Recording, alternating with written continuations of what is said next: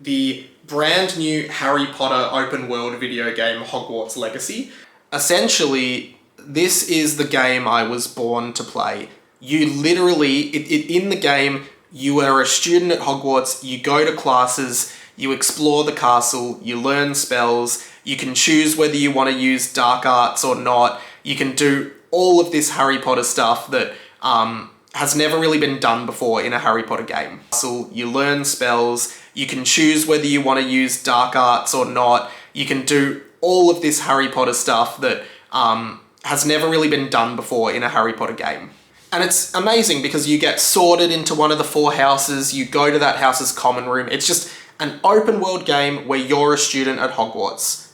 And it's set in the past before the Harry Potter books. And it actually genuinely looks like an amazing game. Like in terms of what they've shown so far, like the combat, the story, like everything about it, the openness of the game. Like you can literally go anywhere in Hogwarts, explore, battle, duel, learn spells, do classes, play Quidditch maybe, and all of these things that like every kid wants to do. Like it's just this massive role-playing game and you just are at Hogwarts and you are a student. And a few things about this, because there were always Harry Potter video games. Back when the movies were coming out, they would always just put on like a tacky Harry Potter video game, licensed game, as, you know, I guess a way to make more money, to squeeze more dollars out of the IP. And some of those games were fun. I had a lot of fun playing the first 2 Harry Potter games on PS1 back in the day. And a classic meme is PS1 Hagrid, because it was on PlayStation 1, the visuals and graphics of those games were just so bad, and PS1 Hagrid just looks like this huge blob.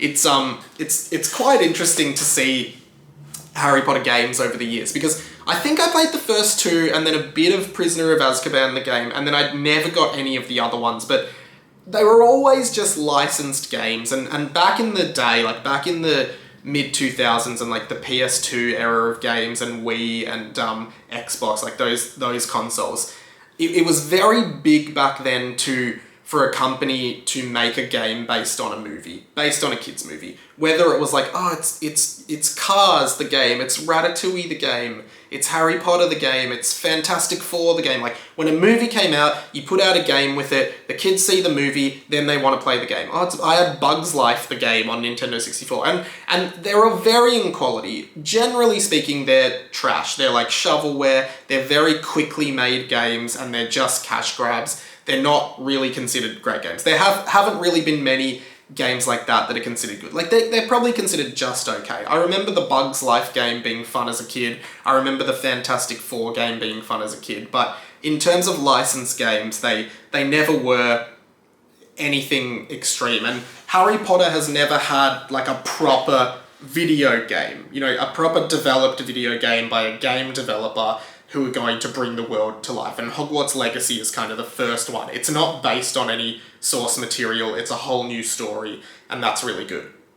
They also made Lego Harry Potter games back in the day, and they were really fun because they were a retelling of the Harry Potter books and movies based on Lego, and they had some really funny cutscenes and adaptations of the book, so they were really fun as well, games. But I will sink so much time into this Harry Potter game because it's exactly what I want. It is, every kid wanted to get their letter from Hogwarts at age 11 and go to Hogwarts, and this is probably the closest you'll ever get to doing that. And from the trailers, you've seen a lot of the combat and the way the spells work, and it like reminds me a lot of the Spider-Man game, like in terms of how the combos work if you're into games and stuff. It looks amazing. It's going to develop the Hogwarts lore and the Harry Potter lore, which I think is great. I think it'll be good to get a new slice of that world because the Fantastic Beasts movies were so average. It comes out on February 10th, so next year, and I'll probably do a bunch of content around it over on Harry Potter and the Boys. But one other thing that I wanted to talk about, and I think it is cool that,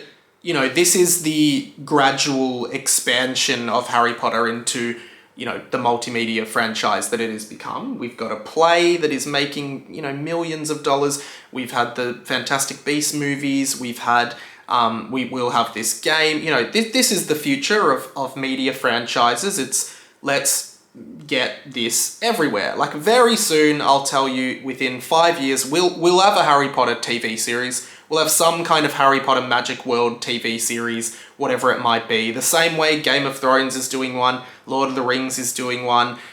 It'll happen. You know, they're trying to build it into the new Marvel. They're not succeeding well because they haven't planned it out very well. But, you know, that's what franchises are all about. And I'm here for it because I love Harry Potter.